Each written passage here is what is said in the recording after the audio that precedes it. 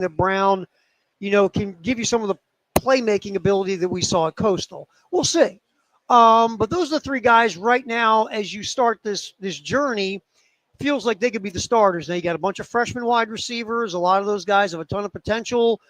There are many people that think at least one or two of those guys are going to be contributors through the season. But right now you feel like Bennett, Brown, and Harbor are ahead in the clubhouse early, right? Yeah, and I know the guys yesterday only got to go out there and see like special team stuff, but if they were around for the first offensive reps and they went out there with the ones, that would probably be what your three primary wide receivers are. Now, again, that's not set in stone because those guys, yes, do lead the pack as of right now, but you've got a lot of talented freshmen coming in. You've got a lot of guys like Vendrevious Jacobs, who a year ago didn't get a ton of playing time, was nicked up himself, that people have a lot of high hopes for and what he can be at South Carolina. So that room could look a whole lot different by the time the season rolls around. But yes, I agree. Those three guys are probably leading the charge as of right now.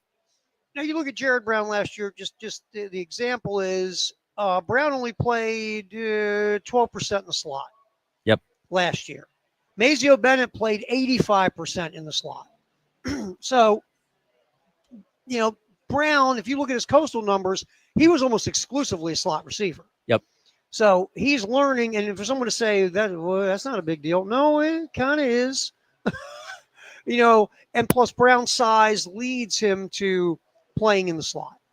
Yeah, and again, his game is catching in space and running after the catch, which he did a little bit of last year. And again, being injured certainly didn't help, but allowing him to be in a position where he can succeed is so huge. And I get it. Last year, the wide receiver core is not what you wanted it to be. So you're having to play guys wherever you could play them. But yeah, if you can have him more of an ideal situation coming out of the slot, that hopefully would benefit the offense even more.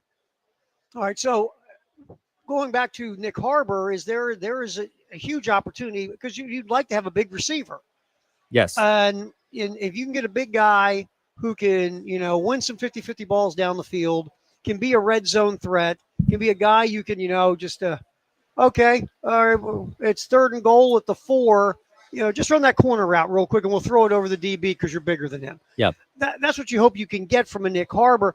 Our buddy, Mr. Campbell, kind of popped at the end of the year, giving some big plays as a big receiver. But you'd like to see Nick Harbor hopefully start doing that kind of stuff right from the get-go against Virginia Tech in a perfect world. Well, and Devon Campbell was good for about one of those a game. You want somebody that can do that on just about every single drive. It would be nice. Yeah. All right, let's get another Nick Harbor in here real quick, Tyler.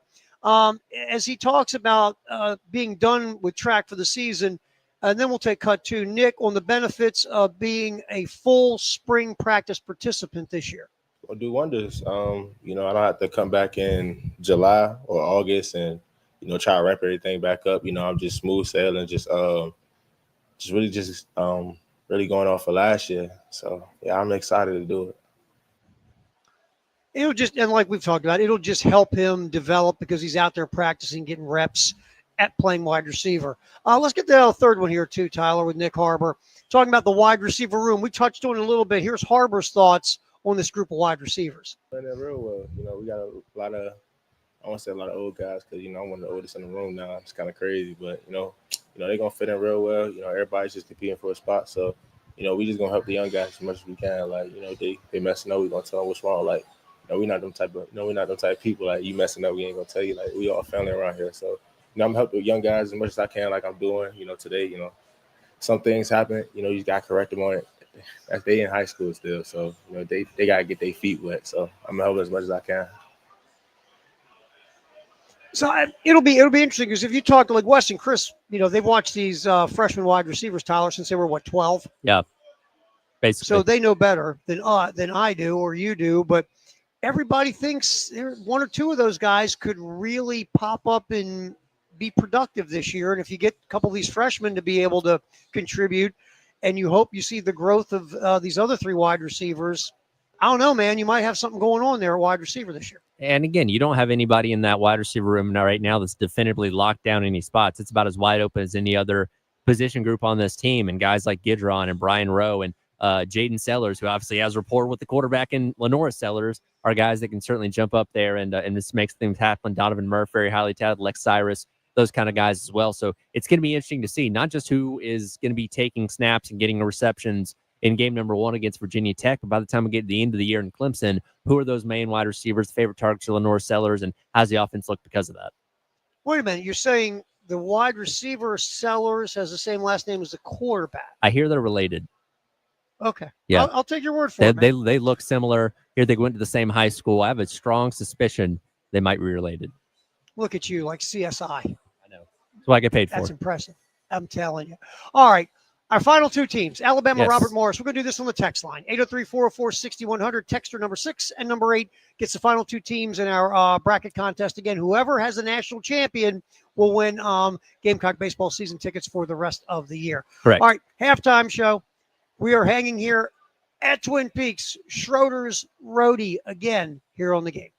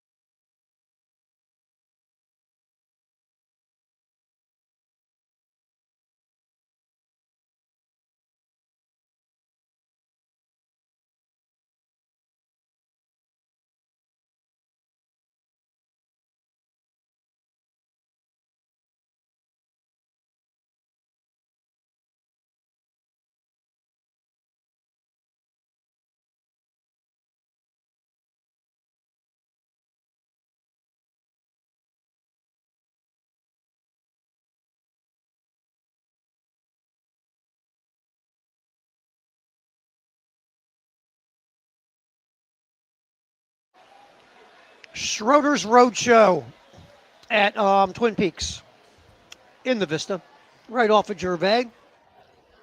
Terry Ford, Elijah Campbell's here, Haley's here, Jeannie's here. Leanna was here for a little bit, and then she left. She's like, Leanna, there's food. What's wrong with you? So we are hanging here up until 3. Tyler would have been here. We need somebody to actually produce the show. Well, I got my food for the day, so I'm good. That's true. By the way, how many subs did you eat? Well, I'm actually still eating a couple here that I brought with me. So Dreamy Josh did not come today because apparently he had a meeting. So that means more subs for the rest of us. So Yeah. I would have been back here earlier, but I was rounding up all the subs and putting them in to-go boxes and stuff like that. Did you see me eat the hot one today? I didn't get to see it. I heard it. Okay. I heard you eating it. Everyone was impressed. I mean, no reaction. I'm impressed. How you feeling? Your innards are still okay? I feel great. I mean, look, it's hot. It was very warm, and it fills your throat, fills your mouth, and definitely very spicy. But I wasn't dunking my head in a bucket of water or something like that. Jack did not handle it as well. I was going to ask you, how'd Veltri do? Because I know he ate it with you. Wes has the video of it. We'll try and get that out on Twitter sometime today. But it hit Jack pretty quickly. He did not handle it quite as well. Now, was it as bad as watching Elijah's face sweat last year? It wasn't that bad. I felt really bad for Elijah doing that last year. The best thing with Elijah, though, remember this, he was fine for like a minute or two. Remember, He's like, well, I'm okay. And then we saw his face change. His face changed, not just colors, it changed shape. His face swelled up. Like it legitimately swelled because of how hot it was. And that may have been hotter than this, last dab hot sauce. I don't know. But I feel like, because I woke up kind of nervous this morning. I'm not going to lie. Because like Chris has been hyping it up all week. He said he had it last week and it set his mouth on fire. I'm like, oh, dang.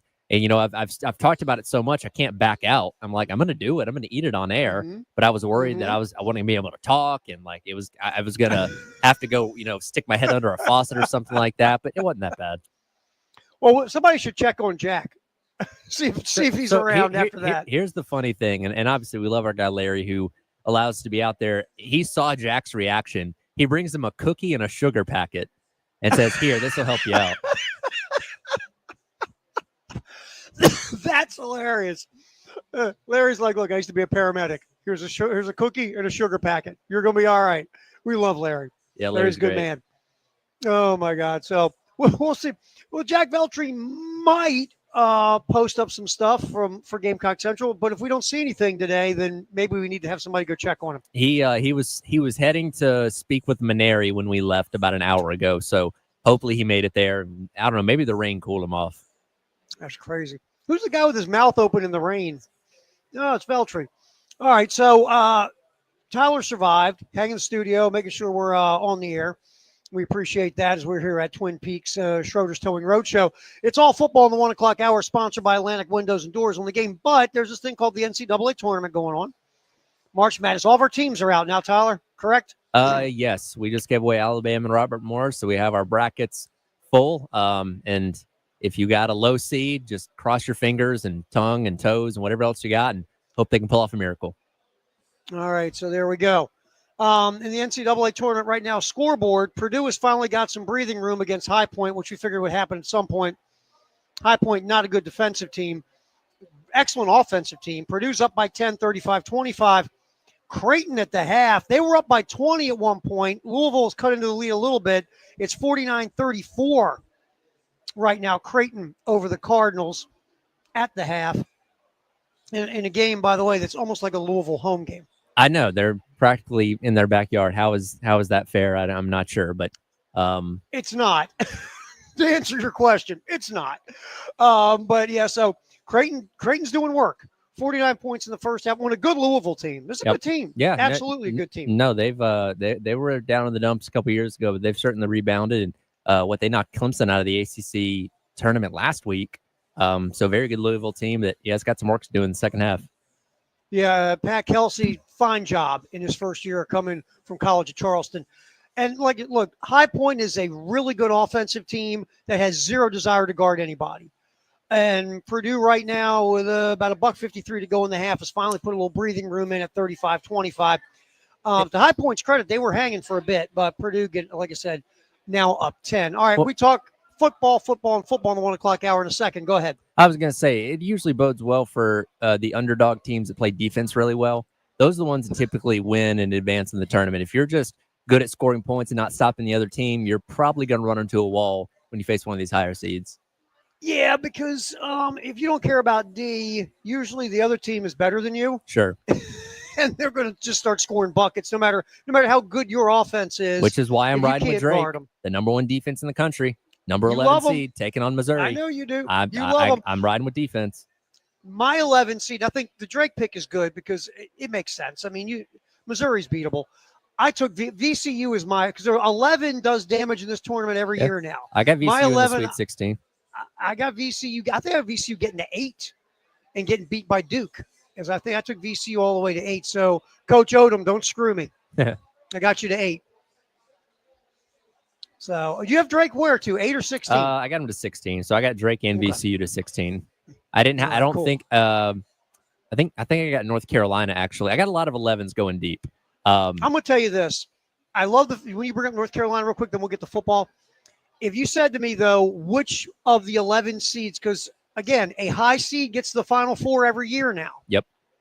The high seed this year that gets the Final Four, if I have to pick one, would be North Carolina. And look, again, did they play great against the best competition this year? No. But they're capable when they put their best game together of going out there and beating just about anyone. They almost beat Duke last week. You know what I mean? That's the favorite for most people for the national championship. So they have the capability. I think they're playing with a chip on their shoulder, obviously, after everybody and their mother told them they shouldn't even be in the tournament. So, yeah, I think they're going to go pretty deep in this thing. Well, here's the thing. 2 things can be true. You can not deserve to be in the tournament because your resume says you shouldn't be in.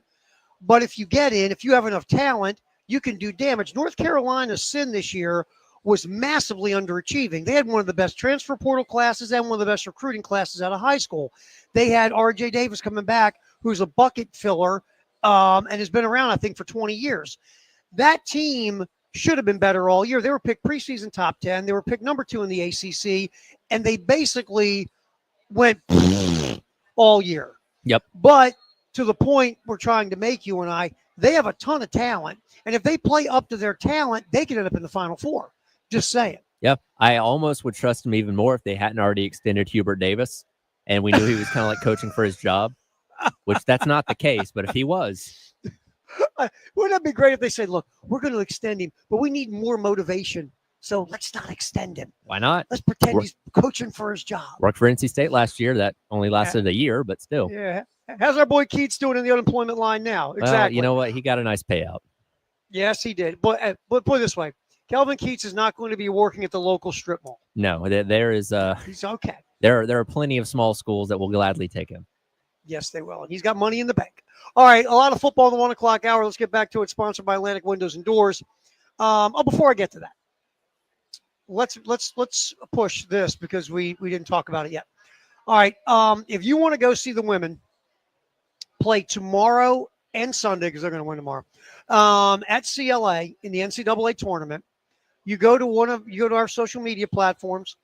Like for example, you go to Twitter, you will see Elijah video form telling you a wonderful story about his life, how he pretended to be his dad and didn't get in trouble. If I'd have pretended to be my dad would have caught me. Right? They would say, well, you're a real young guy not to have any teeth. But Elijah pretended to be his dad, and it worked. And he got his brother out of going to school so they could watch the NCAA tournament. And the reason I'm telling that story is because we want you to go to our social media platforms, like, for example, Twitter. You'll see Elijah's video. It's about 3 minutes. He tells that story, and then he asks you to give a story of an excuse you've used to get out of work or to get out of school, class, whatever, and put that in there in the comments, obviously. And we're going to do this all day today. And by the end of the afternoon, whoever has we think the best story will win tickets to see the women play tomorrow and Sunday at CLA in the NCAA tournament. Very simple. All right, so we'll do that. And we'll get back to football. We've yapped about a bunch of stuff. We'll get back to football here from Oscar Attaway, talking about the running backs in the running back room and his journey at South Carolina next year on the Halftime Show live from Twin Peaks in the Vista on the Game.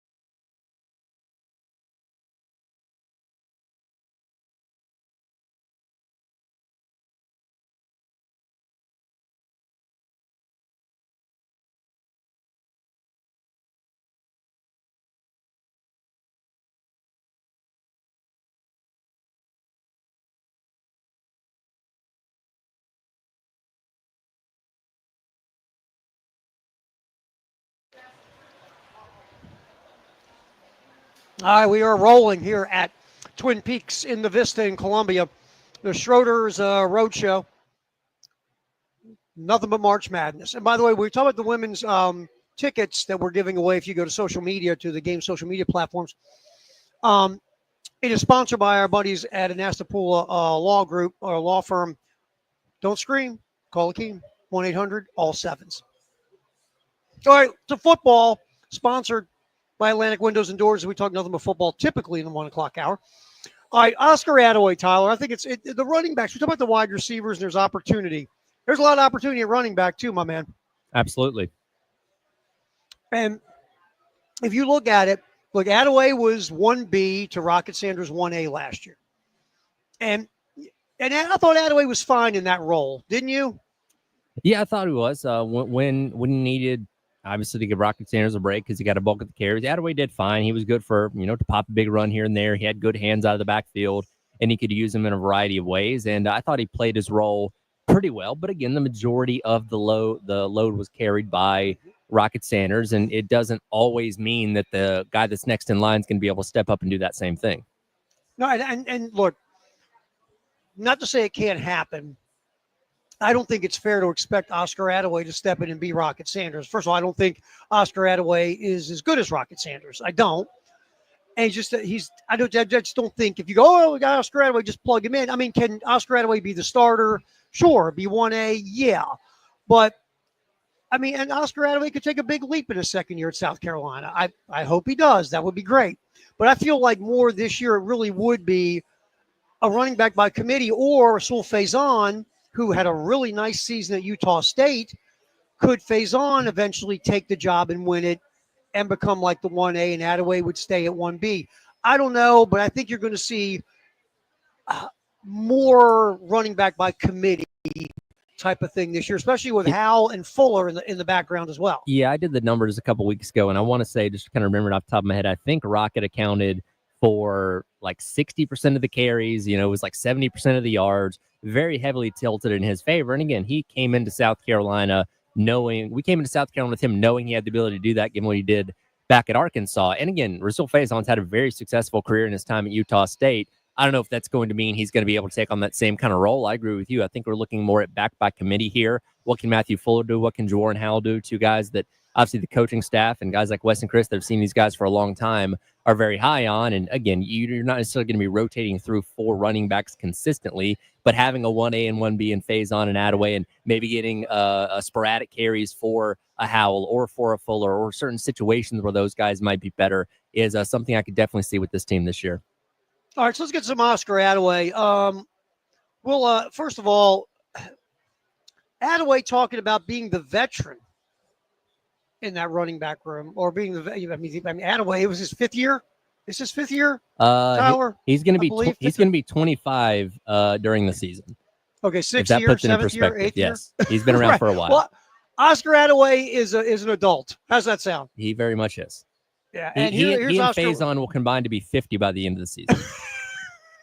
Here's Attaway on being the veteran, not just in the running back room, but on this team as well. A lot of people try to lead by example, which is you know what I'm saying? Like, a lot of people should lead by example, but I chose this year to lead by experience, because I've done it all. I've been injured, I've been in winning good teams, I've been in sorry teams, I've been in mid-average teams. You know what I'm saying? So all of that. So experience is gonna go far away from me and Russell. Okay, so for perspective, his freshman year at North Texas was 2019. I believe he missed all of the 21 season with an injury. So yes, this is technically his 7th, and 25 will be his 7th year in college football. There you go. Nice work by you. Yep. So he has seen it all, and I like how he said he remembers when they were playing with leather helmets.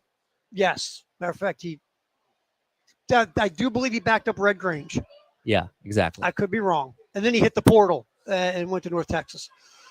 So, look, he's been around a long time. I like that cut, him saying, I'm going to lead with my experience.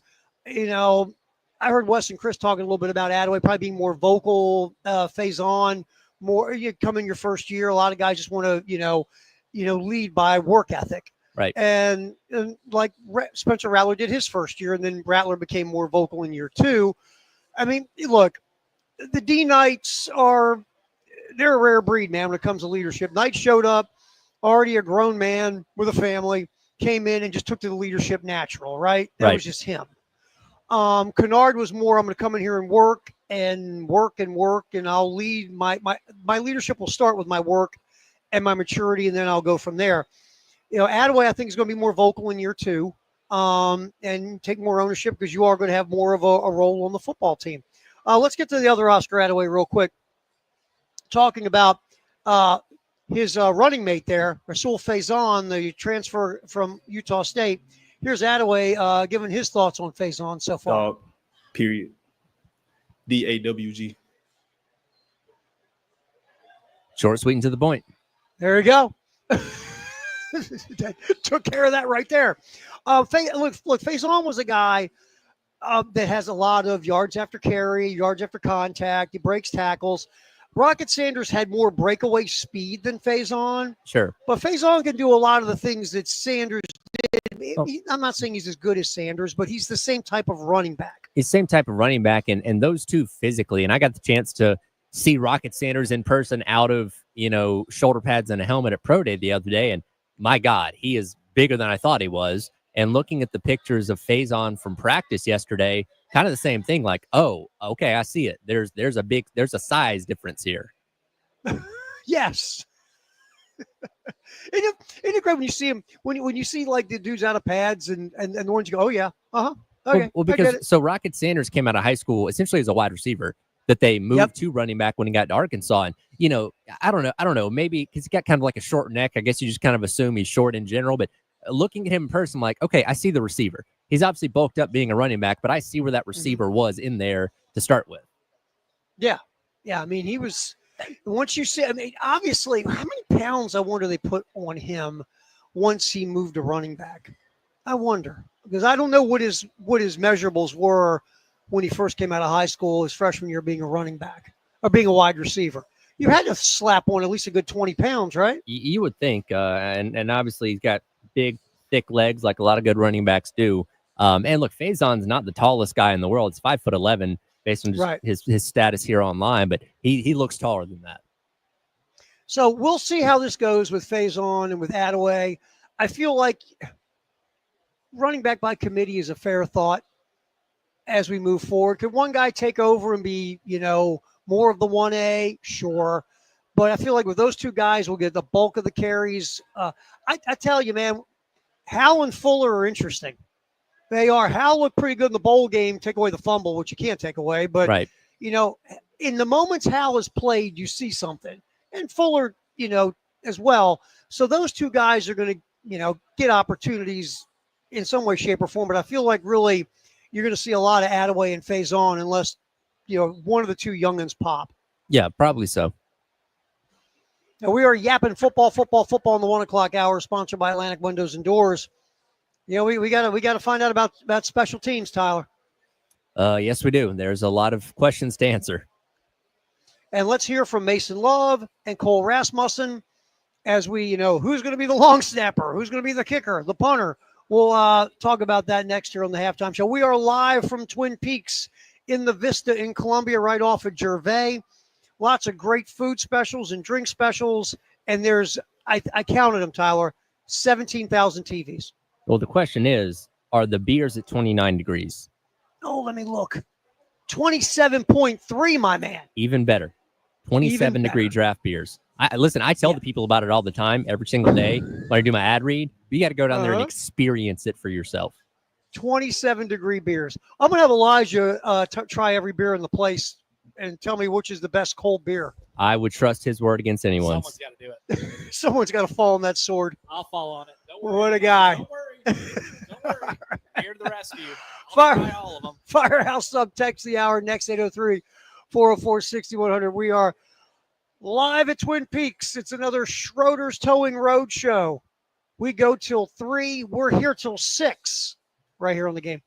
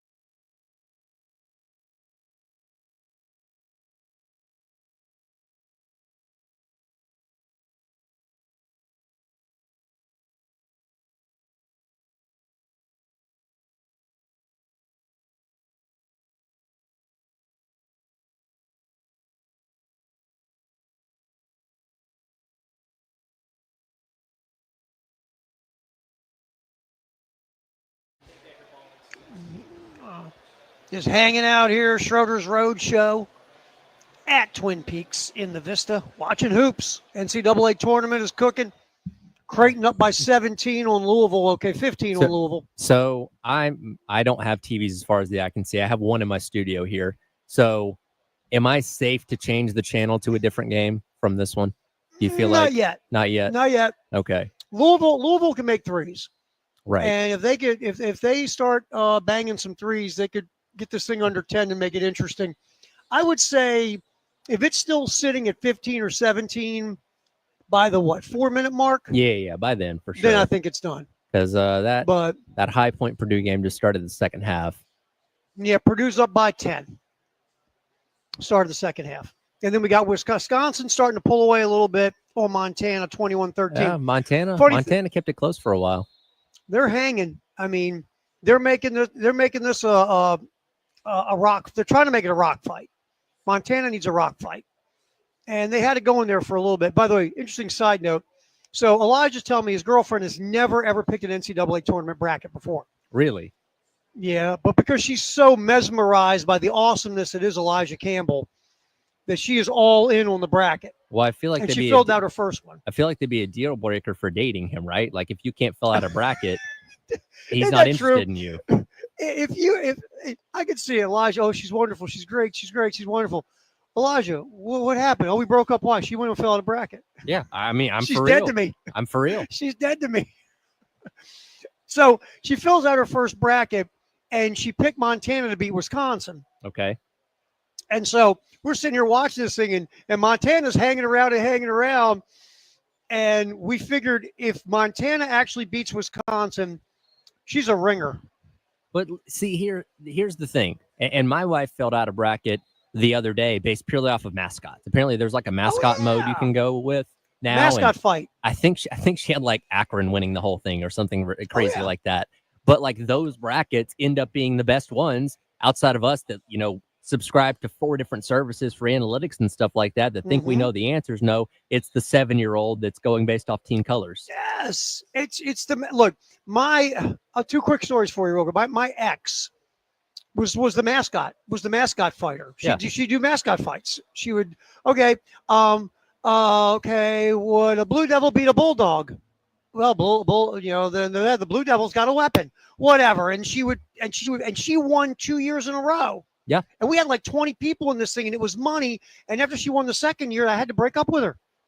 Because you couldn't couldn't be the inferior basketball mind in the relationship. No, I couldn't be. She was winning. I mean, the whole bracket. But the best one ever is my oldest kid. He was like 12 or 13 or something. And he filled out a bracket. And I'm telling you, Tyler, he went 32-2 in the first round. You said he based it off of where y'all had lived, right? Yep, where we lived. He based it on where he had. That's the year that Wisconsin made the Final Four with Dick Bennett. We lived in Wisconsin. And he had picked through places we lived or places near where we lived. And he picked his bracket, and he went 32-2 in the first 32 games. Sometimes it's that unbelievable. simple. Unbelievable. Crazy. Yeah, and so I punished him and grounded him for a while because he won. And your ex wondered why you never talked to her in the month of April. That's right. So anyway, so Elijah's girlfriend has Montana. Okay.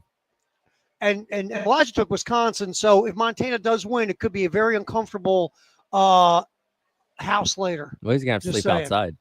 Yeah, Pretty he'll make much. her sleep outside. All right, 803-404-6100. What's our Firehouse Up text of the hour, my man? Real quick here in reference to winning the women's basketball tickets. Can y'all write me an excuse to get out of work so I can go to the game? Yes, we'll make up something.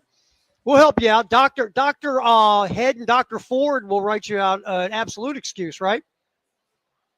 Right. Halftime show, hour 3 coming up.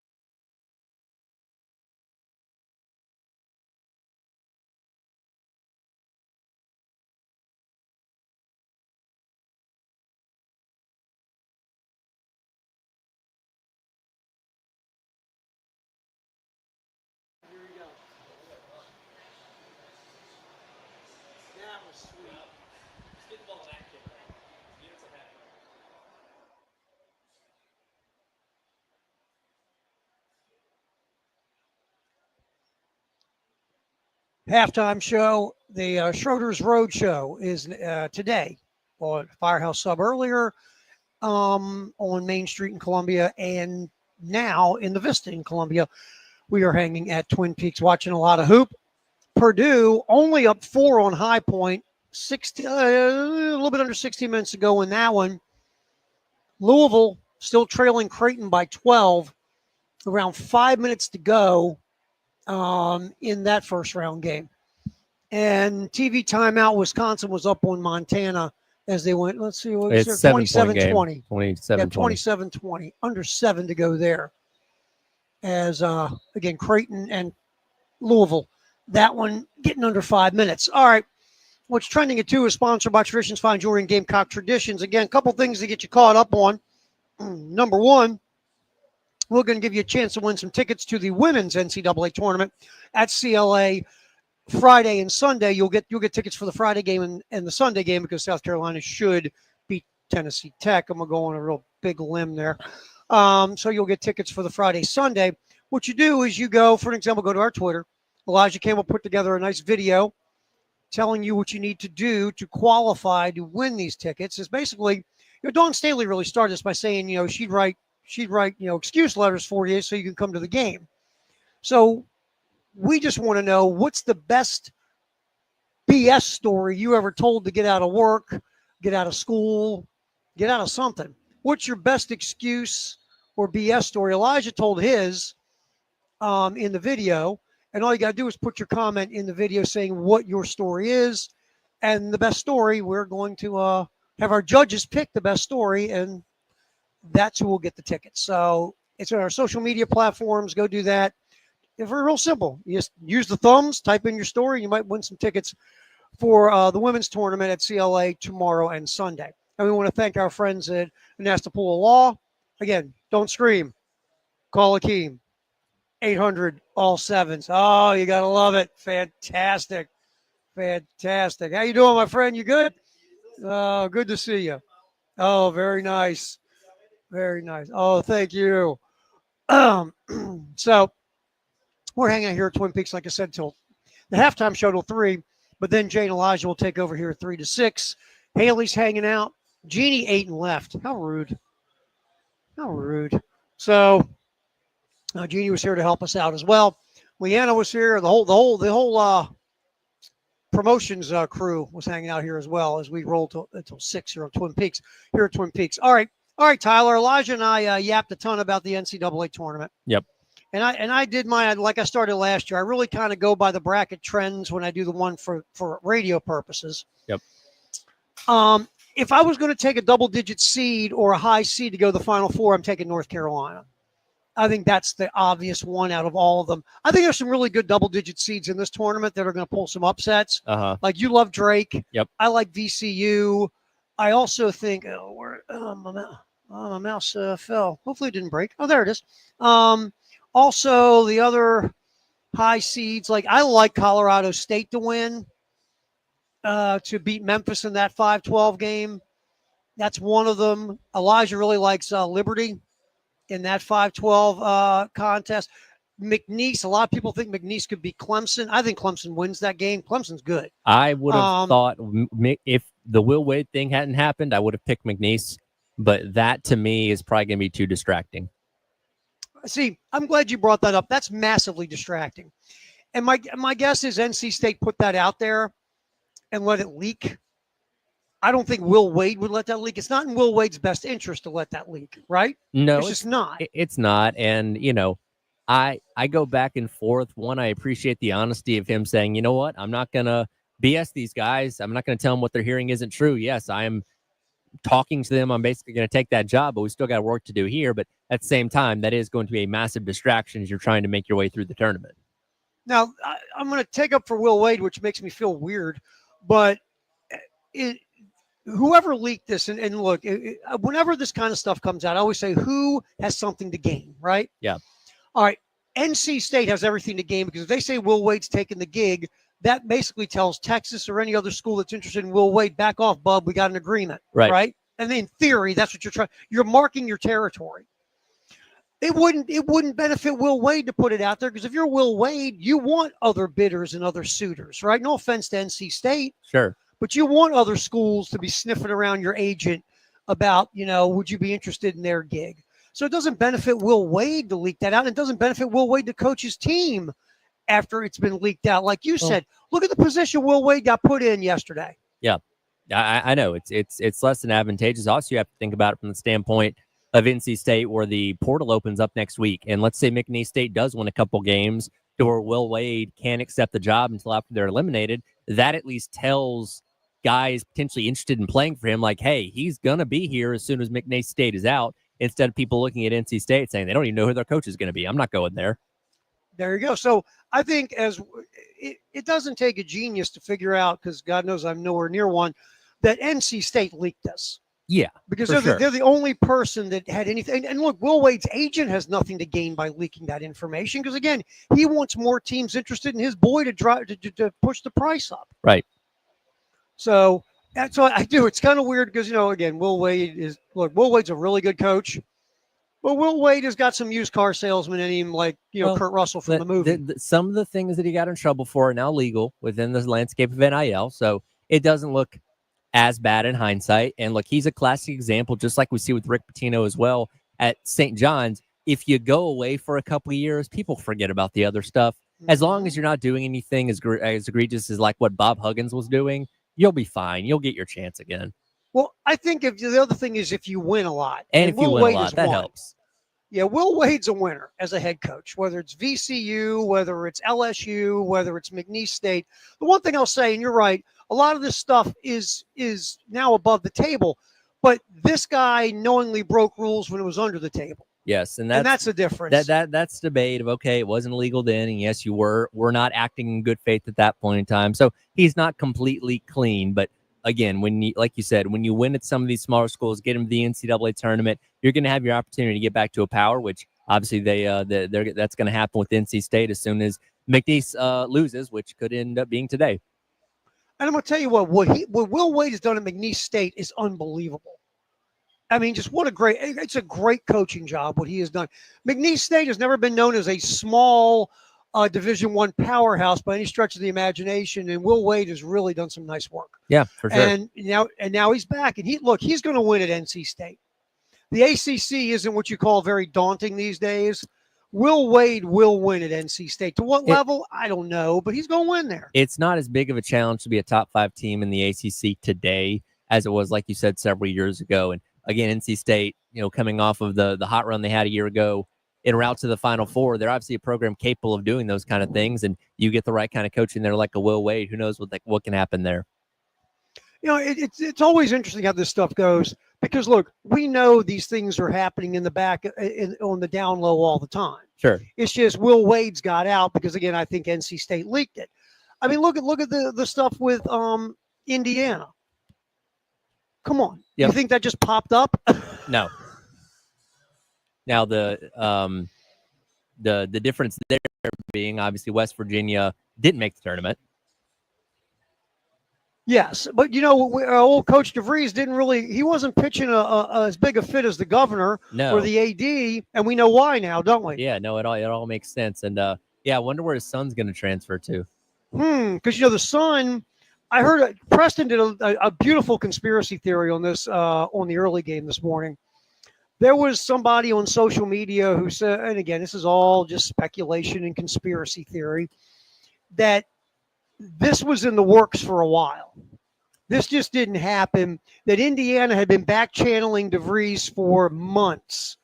And then his son, all of a sudden, right before the redshirt window closed, his son out for the year and redshirted because of injury. Yep. And a lot of people are trying to connect the dots on this thing where this was in the works for a while. That's conspiracy theory. Well, let's take it a step further. Why can't that also involve them not making the tournament?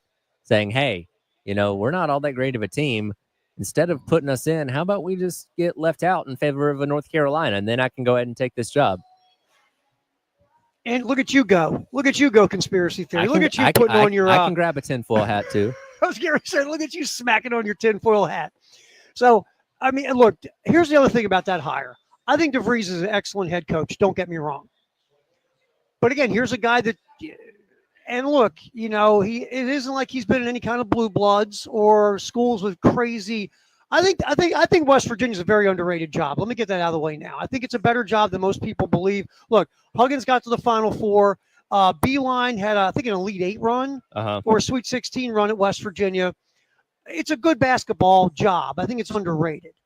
But DeVries has done nothing like, in the NCAA tournament yet. Here's a guy that I don't believe has won a game. And he's parlayed good regular season coaching, especially what he did at Drake. He's now at Indiana. Indiana made this hire. Look, a lot of people love the hire, and I think the guy's a good coach.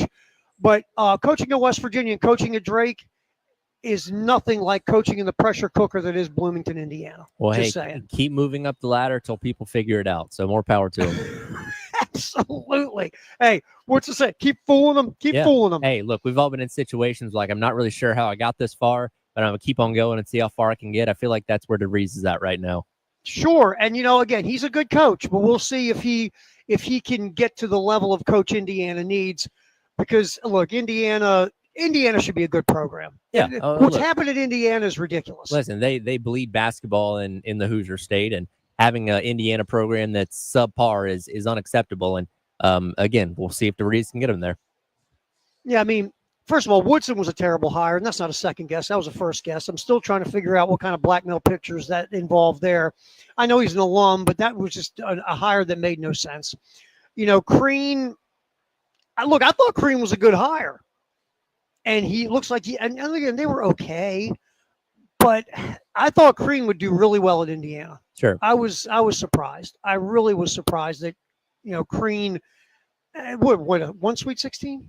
Crean, I think. Yeah, because I think he went to the Final Four with Marquette, right? Yeah, he went to Final Four, Dwayne Wade and Marquette. Yeah. And then obviously Crean did great work at Georgia. Yep.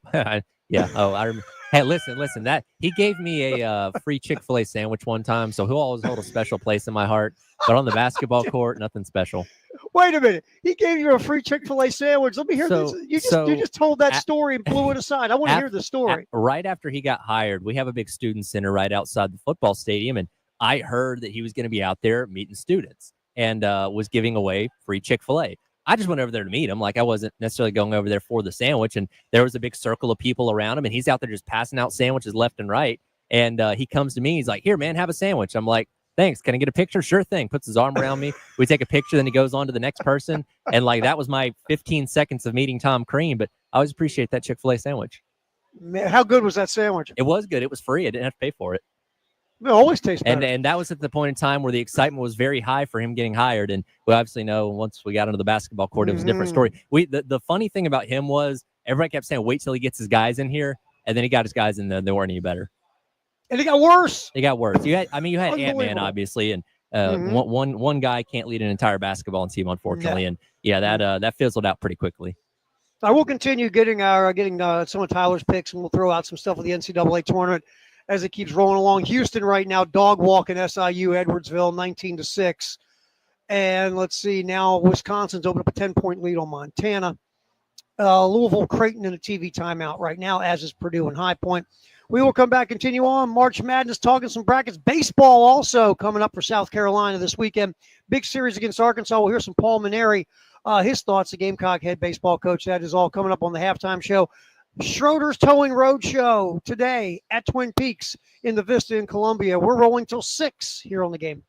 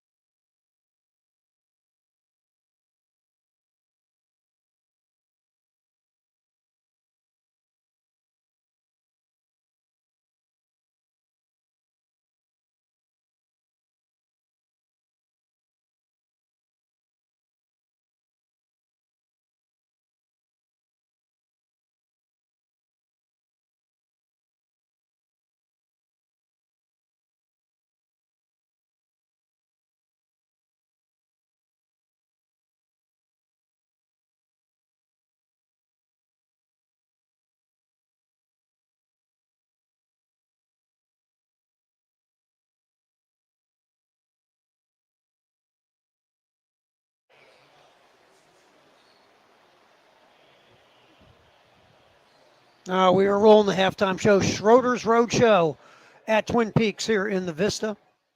As we go till 6 o'clock, it's become a tradition. Every year we hang here for March Madness at Twin Peaks. We appreciate the folks here. By the way, Tyler, the beer is now 27.5 degrees Fahrenheit, sir. Is that lower or higher than earlier? Lower. Okay, We're so getting we're colder. getting colder. We're getting frostier, We're getting colder. which is Yep, even we're better. getting frostier. Yep. Listen, I've been telling people, if you just want to park yourself in one location for this entire tournament, Twin Peaks is the place. Oh, yeah. I mean, we're just sitting here. We got a hoop on every TV. We're good to go. This is fantastic. Fantastic. So, I mean, you got good food. And the food, I mean, I just knocked down an avocado smash burger. That was fantastic. Elijah kicked the flatbread. Haley, that chicken sandwich was bigger than her head. So, I mean, the food's good.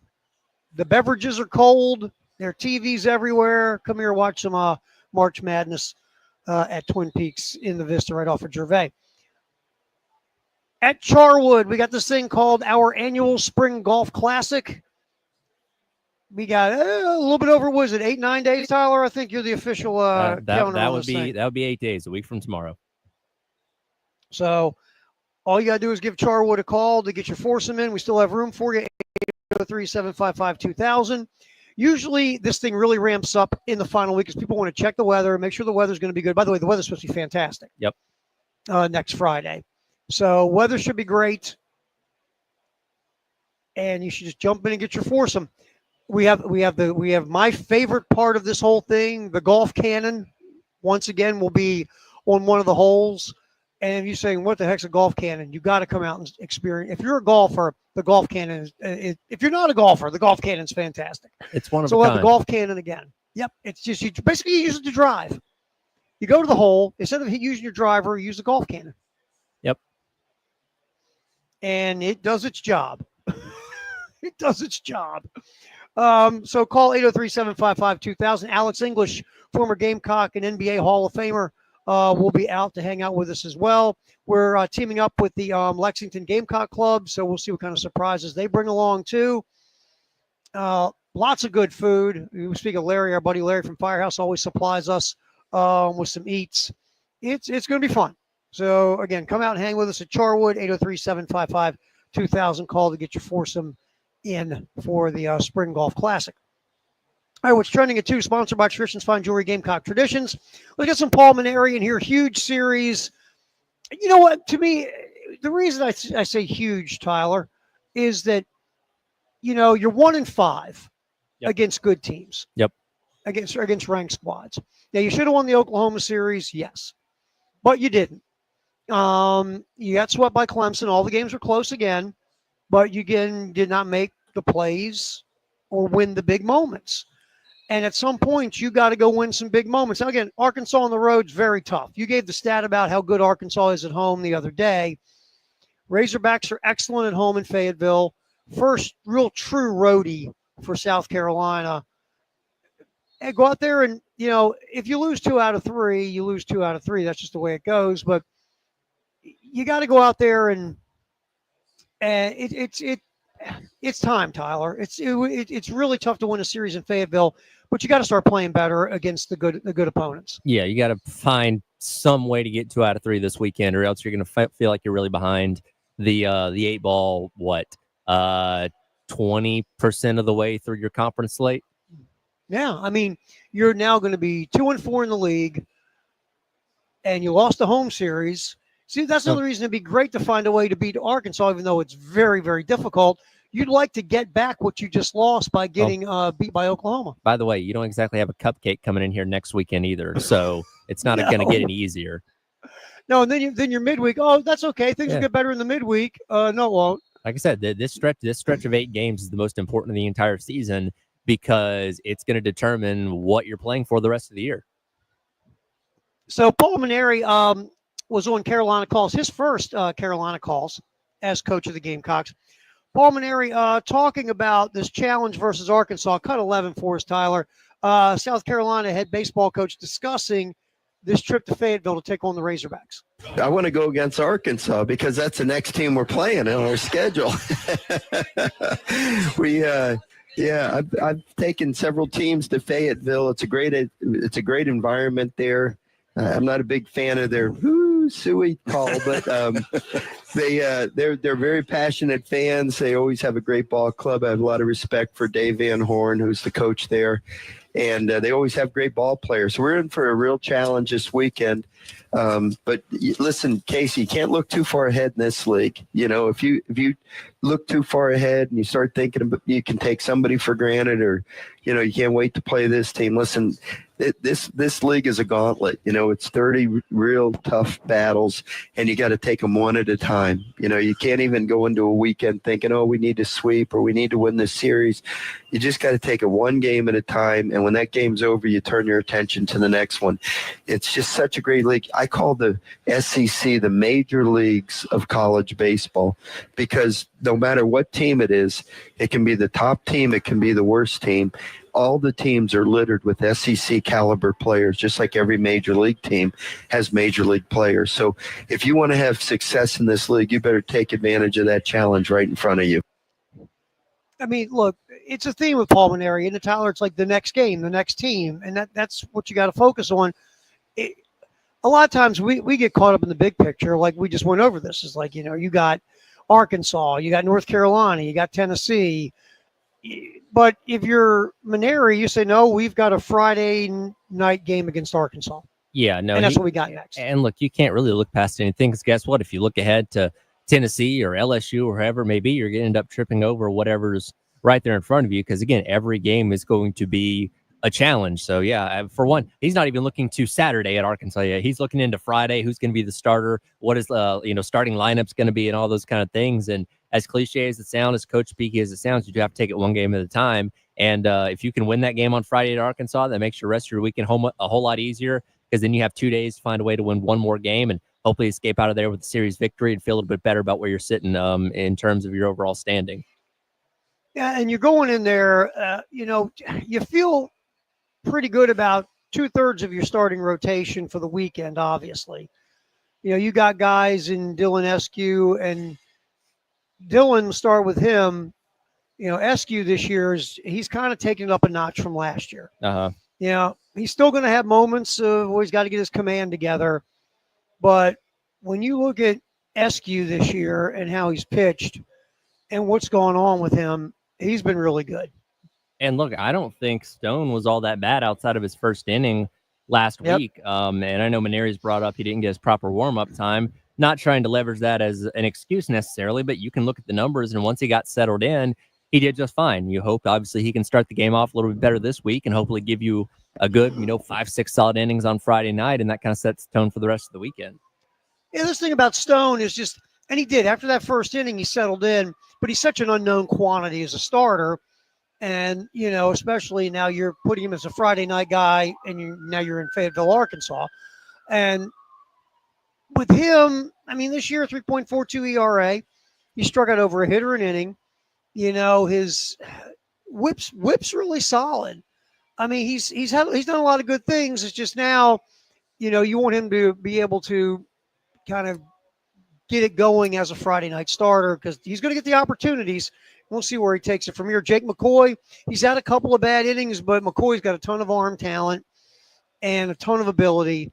And we'll see if Stone can settle in to go with Eskew and then to go with McCoy. Heck, Jarvis Evans, I mean, let's be honest, Jarvis Evans might be the second best starting pitcher on the staff right now. If you feel like you are not confident in what you have in your 3 weekend starters this weekend, Evans making a start next weekend out against Tennessee wouldn't be the craziest thought. And speaking of that, let's get to cut 9 real quick. Paul Mainieri discussing the value of having Evans, that fourth starter. Well, there's no question about that. I care about every game. I think we owe it to our fans every time we pull that jersey on over our head that we're doing our best to win the game that day, but also keeping in mind what's best for the team's development and so forth. So I thought it was really important to try to establish Jarvis as a midweek starter, simply as a starting pitcher. Think about it, Derek. You know, if you're fortunate enough to play deep into the SEC tournament, your fourth starter could be pitching the championship game on Sunday. If you get into a 4-game situation in a regional, he could be pitching a championship game there. So, you know, it's not often that you feel like you have the luxury of having a midweek starter. Quite frankly, in all my years of coaching, I haven't often had that situation. But I just thought it was important in Jarvis's case to give him starts to try to work his way out of jams when he gets in jams, instead of as a relief pitcher on the weekend where, you know, you're so quick to pull a guy as soon as there's trouble because the game's on the line at any moment. And I think Jarvis has been up to the task. And honestly, that's something that we'll continue to evaluate. You know, next Tuesday night, we have a very tough midweek game against the University of North Carolina up in Charlotte. So I'm not sure what we're going to do yet. I've been out of town all day today, and I haven't really even had a chance to talk with Terry Rooney, our pitching coach, to decide what we're going to do this weekend with our rotation yet. All right, we'll come back, yap some more about what's going on with March Madness and with baseball halftime show here on the game. Hey,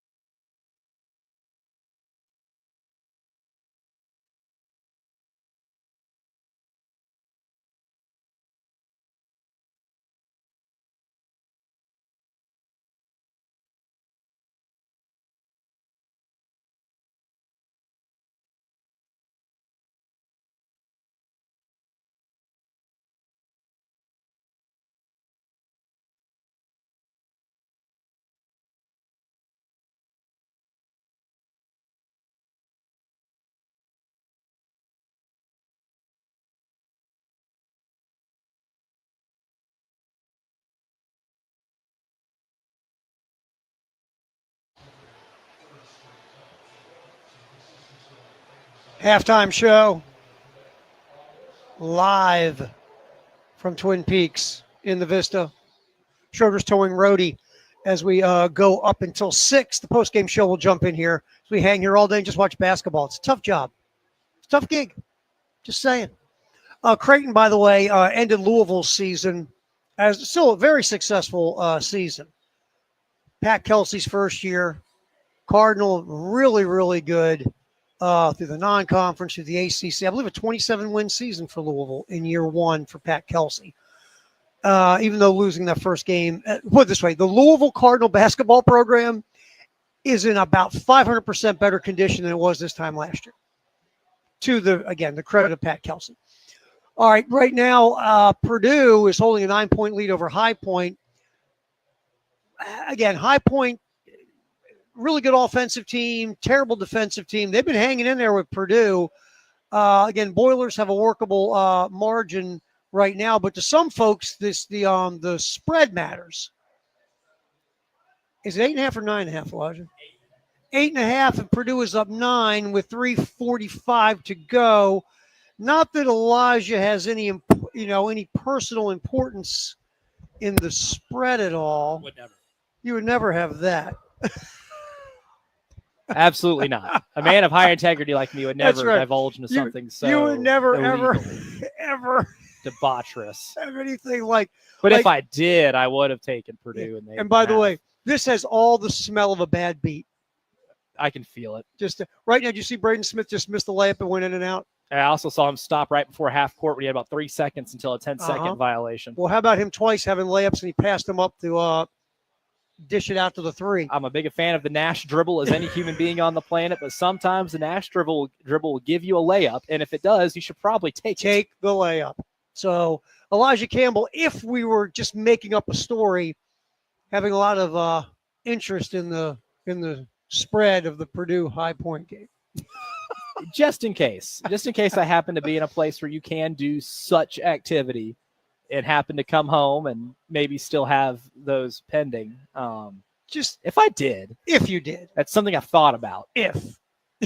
All right, real quick, couple things. Greatest day in the history of the world. 1954, first televised NCAA tournament championship game. LaSalle beat Bradley.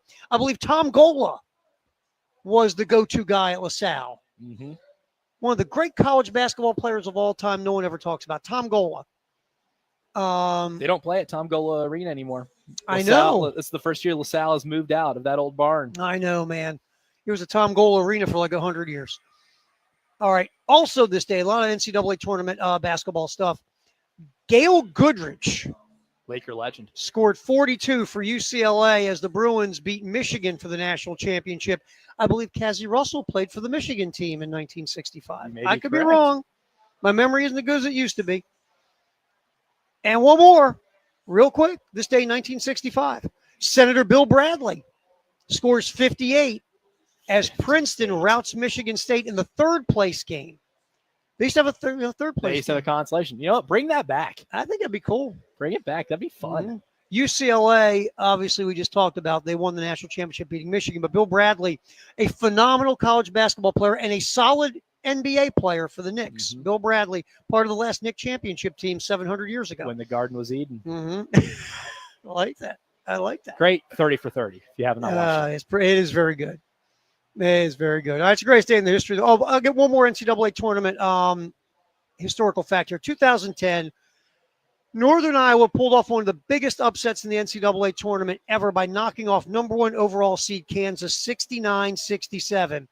Our boy, Ali, Oh, you got to You know wanna this try name. it? Oh, I don't Can you try do it. it? I know it. I Ollie always Faruqamesh. screw it up. Thank you. Faruqamesh. That man is a March legend. He buried a wide open three with the shot clock still in the 30s. Oh, he pump faked too there. Got out in transition, broke Kansas press because Kansas was pressing because they're down Yes. 3 with under a minute left. And to have the stones to pump fake, get the guys flying by you, and still have the the calm and coolness to be able to knock that the down. onions, my man Onions, Ali yes. showed was on All-time March Onions shot. Ollie Unbelievable. Faruqamesh. unbelievable. So that was also this day in 2010. All right, back to the brackets, NCAA tournament. You've been going through the bracket on and off through the show, and we'll get Tyler's here in just a bit. because I didn't get a chance to get his Final Four. But for me, again, if I'm going to take that high seeded team that lands in the Final Four every year, I'm taking North Carolina. Got the talent to I do think it. North Carolina is that team. Now, again, you got to get past Michigan State. And Ken, you sure you're just a talented. Look, here's the funny thing about Michigan State this year, really quick. And I've got them. I'll be honest. In my money bracket, I put Michigan State in Smart. as the 2 seed because the way that thing played itself out. Again, going back to that, I have Florida getting beat. No one else does but me, I think. I was going to say Florida and Duke are the 2 trendiest championship Mhm. picks in America right now, which And- makes me feel weird picking Duke. And another reason why I went against Florida is everybody's on the bandwagon. And let's face it, allegedly, Coach Golden's a little creepy. Allegedly. Allegedly. All very alleged. All right, and St. John's can't shoot. If St. John's had a couple guys who could bang threes, I would have St. John's in the Final Four. Oh, yeah. They're not reliable as a jump shooting And they're not a team at good all. 2-point shooting team either. No, they're one of those. That's why I have them getting bounced early. And you know what I else? just- They're I not a can't great lie. free throw shooting team either. No. You know what? St. John's does everything on a high level, but shoot. They score a lot of points when they're putting their armpits in the rim. Yes. That's That about that it. is, that is when that offense is What- at its highest functioning. And when guys are at the rack, that's when they're Yes. and but if you make them shoot the basketball, you're going to get them. But I didn't buy in there. I love Texas Tech. Look, they're a good defensive team. Their defensive metrics means they won't win the national title, but they could get to a Final Four with a 37 in And- defensive efficiency. and they can just score. won't win the title. They They score. can They're one of the best JT offensive Toppin might teams. be one of the 5 best players in America right now. really, That guy's really been good. unstoppable since the start of February. Absolutely. And again, look, I love my Terps. They're not going to the Final Four. I just don't buy into Willard. He's never done anything in the tournament Not a as a big Willard coach. guy. And I even know I love the Crab Five, baby. Best nickname of a starting 5 in college Yeah. basketball, and they can shoot the Look. rock. And Derek Queen is an awesome. Yeah. Well, Derek awesome Queen's a lottery specimen. pick. They've got guards who can nail threes. Reese is a nice junk guy at the 4, but Role player. I don't buy. Some coaches just aren't March coaches. Until Willard shows me different, I just can't buy into Willard. I will say I this. just can't. This But- is the year that his offense is good enough for them to actually win games. By the way, last did you- year's team was Yeah. not. And I'll jump 30 seconds on Willard really quick. There's a lot of rumor and a lot of smoke that Villanova was sniffing around Willard, and Willard's agent parlayed that into getting a contract from Maryland that will make Willard one of the top 10 highest paid coaches in college basketball. And Interesting. the best thing about it is, I think that's a mistake because I don't think he's one of the 10 best coaches in college basketball. But tied to that is sort of like what Dillingham did at Arizona State. This is how much money you're going to give us in NIL and rev share. Oh, got guarantees. Got the guarantees. Smart. That's smart. the smartest thing of that contract. All right, so we'll come back and finish up, talk some more. We'll get Tyler's Final Four because Tyler hasn't given us that yet. And Jay Phillips is here, and we're just going to yap a little hoop in our final segment. The Schroeder's Towing Road Show at Twin Peaks in the Vista till 6 on the game.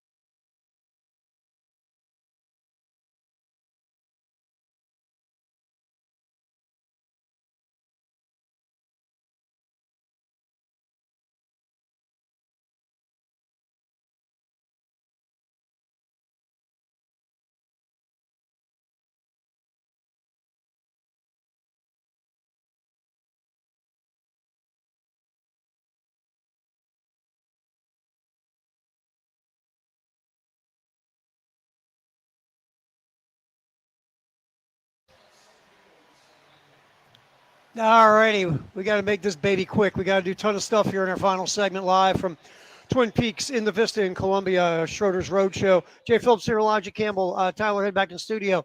Haley's here freezing to death. I do believe she's turning colors. She's We're fighting sitting next for to her a life. fireplace. It's I wish ironic it- that we can't just fire this thing Fire up the fireplace. You know? All Like right. rain on your wedding day. Tyler, what's your final four, my man? We haven't gotten to that yet today. Oh. What do you got? Well, you guys kind of crapped on one of my teams a couple of minutes ago. I actually have St. John's in the Final Four. Yes, the Yeah. offense is not great. Nasty defense and one of the best tournament coaches of all time in Rick Pitino. I trust the Johnnies to take down Auburn in the Final Four. And then on the other side of things, we got Duke and Houston. Duke, Houston. I got two of those. Now I you got St. John's. Now, who you have the Johnnies beaten? Auburn. Auburn. Okay, real quick about Pitino before we go.